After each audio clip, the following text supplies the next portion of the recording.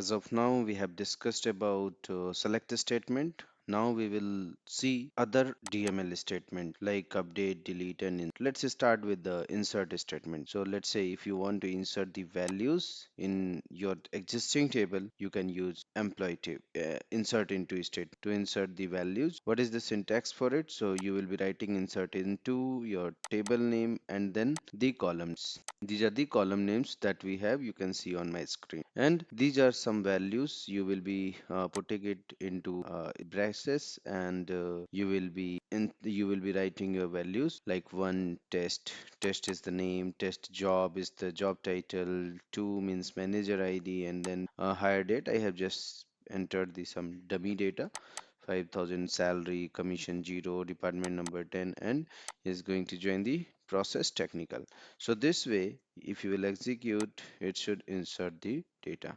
Now, if you want to see your data, you can run employee statement, select a statement. You can see we have inserted the new record here in the bottom. You can see this record got inserted. And sometimes people get confused, what if we don't have, let's say, a process at this point of time? I don't know what is the process that where he is going to join. So what, how would I insert? Because if I would not know, it will give you error, right? So let me show you. If you will not enter the process means corresponding value, it will give you error. So what you will do in that case, you can remove process from this column and you will be able to insert the value. I am inserting some dummy data, we will delete it later.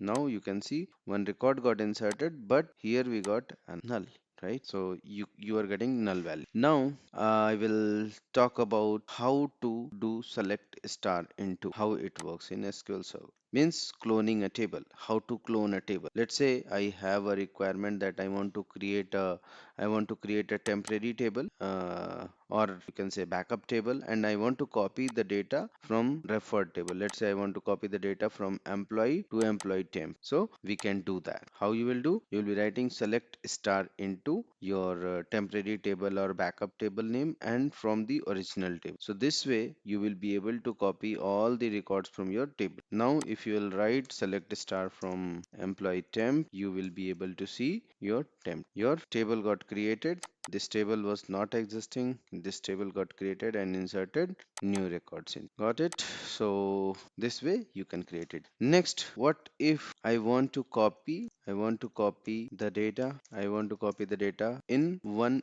existing table. Let's say I have one existing table. I have one existing table. For example, employee temp table. I want to copy the data again from employee table. In this table, I want to copy the data from employee table. So how you will do that? So what we can do, we will be using insert into statement. We will be writing insert into employee temp, and then we will be writing select star from your employee. Now what will happen, it will be copying the data again, like currently it's 16 records, and if I will run this statement, new 16 records will be inserted in your employee temp table. See, we have inserted new 16 records. So now 16 plus 16, that means 32 rows will be there in your table. So this is how you can use insert into. So this is about insert statement, how to insert the values, how to clone the data, how to create a backup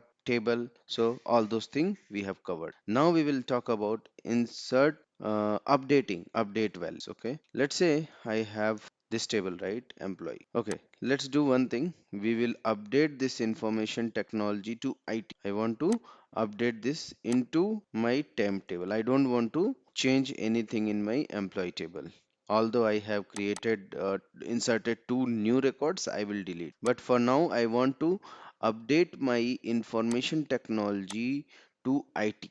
What we will do? So see, this is something we need to update in this particular column and in employee temp table. So what we will use, we will be using update statement. In update statement, we write update your table name. This is our table name, and then we write set process equal to IT. So that means we are going to set the process equal to IT. Where we want to set the process wherever we are getting information technology. So it will update the process as IT wherever it will find information technology in the process. Now we have updated it after executing.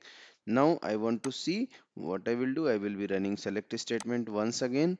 You can see this all got updated as information technology. What if I don't write where condition? So in that case, our technical will also become IT. It will not give you any error or anything. Let me execute and show you how it will work.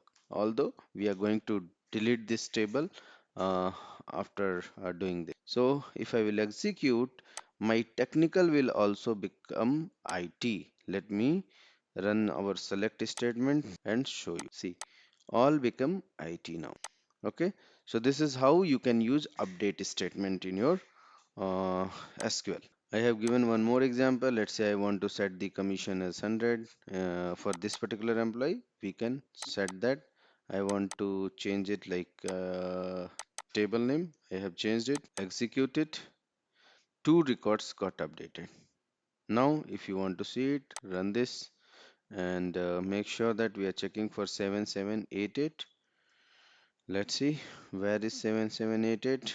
If you are not getting it, put where clause where employee number is equal to 7788. You can see we have updated it. What? 100. Commission is equal to 100 now. So this is how you can use update statement. Now we will talk about delete statement. If you want to delete any particular employee from your table. So for example, let's say I want to delete this employee number 7788. Put it like delete from your table name where employee number is equal to 7788. So now we will talk about delete statement and how to delete the data from the table. So for example, let's say I want to delete this. Oh, we have deleted this employee temp table completely. So what we can do, we can insert the data from our employee table now. What we will do, we can use select star insert into, not this one because table exists already, right? So we can use insert into this select star. From this way we can insert the data from. And the point that we should notice here, if you have a requirement that you want to delete the data, or by mistake if you have run the delete statement in SQL Server, you will not be able to retrieve. For that we have a begin transaction that is called as transaction control language. Okay, TCL. Okay, we will discuss about it. We have insert into statement to insert the data from our main table. Okay, before running delete statement we have to make sure that we are executing begin transaction. But yeah, we will talk about it later. But for now, let's say I want to delete any particular record from my table. I can use where. If you will execute this one, it will delete the entire data from your table. So let's say I want to delete 7788. I can, you can see one rows got deleted. That means one row got deleted. All right. If you will write delete from employee, so it will delete entire data from. So this is how delete is done. Now we will talk about transaction control language. Okay, there are different command: begin transaction, commit transaction, and rollback transaction. So how it will start? So and when do we use? For example, as we have already discussed that we can use, if we will use delete from employee temp.